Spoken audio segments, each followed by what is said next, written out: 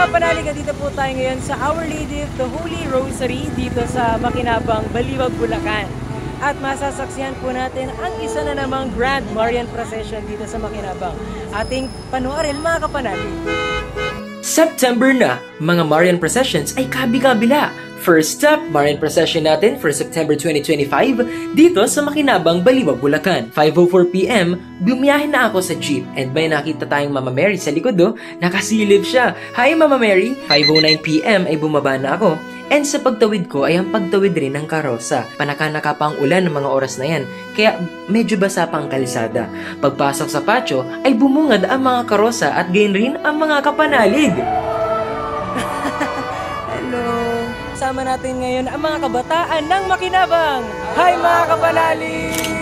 Nag-selfie din kami ni Kapanalig Yuri, si Idol pala to. 5:13 PM ay pumasok muna ako at nagsimula ang banal na misa na pinungunahan ni Father Nicanor Castro. Napansin ko rin ang cute na La Niña Mariang ito Super cute naman ang Mama Mary na yan. Sa altar ay makikita ang Nuestra Señora del Santissimo Rosario, ang patrona ng Makinabang. Maliwalas ang simbahan, damama pa ang simoy ng hangin na kay lamig at nakahanda ng imahen ring ito ng Birhen ng Santo Rosario. Hello ulit Kapanalig dyan, hello! Lumabas muna ako para makita pa ang mga karosa. Hi Kuya Carlos Esquivel! Bagamat makulimlim ay buhay na buhay ang simbahan. Tingnan nyo to, nakasakay si Mama Mary sa bangka.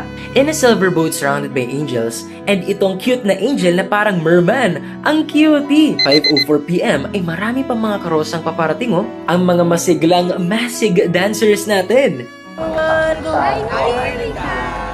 Hi mga kapanalig, buhat pa sa Bulacan. Ay si Kapanalig Argel, hello! Habang hinihintay ang prosesyon at inang mga karosa, naghahanda na ang mga mananayaw. Sipag naman nila the woman clothed with the sun with 12 stars in her head.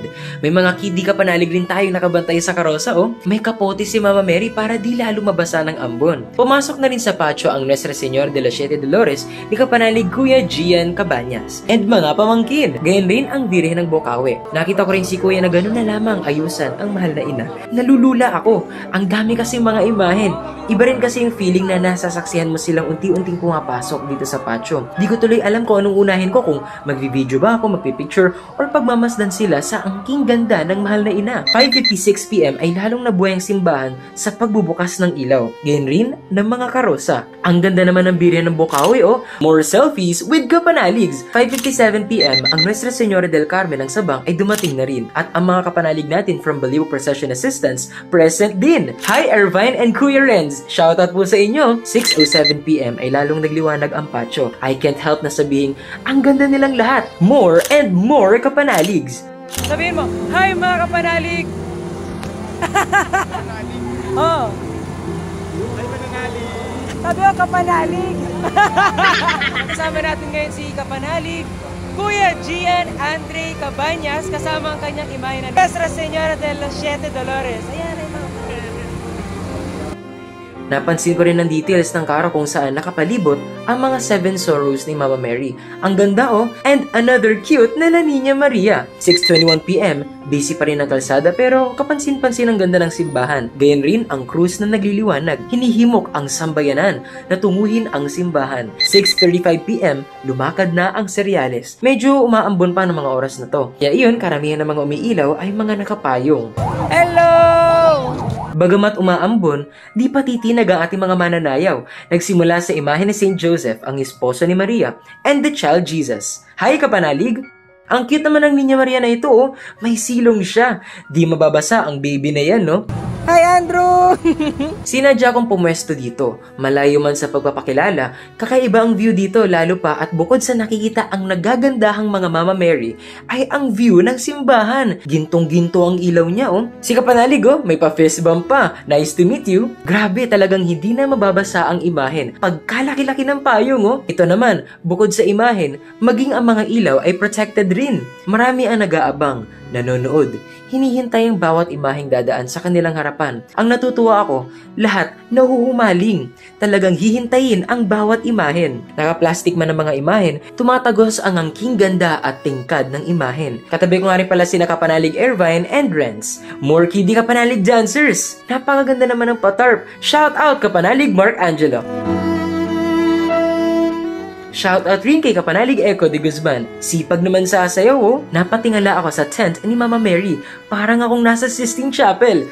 At di ano-ano ay biglang sumambulat ang mga pa-confetti. Dami naman yan. All for Mama Mary talaga. Sa gitna ako guys, oh.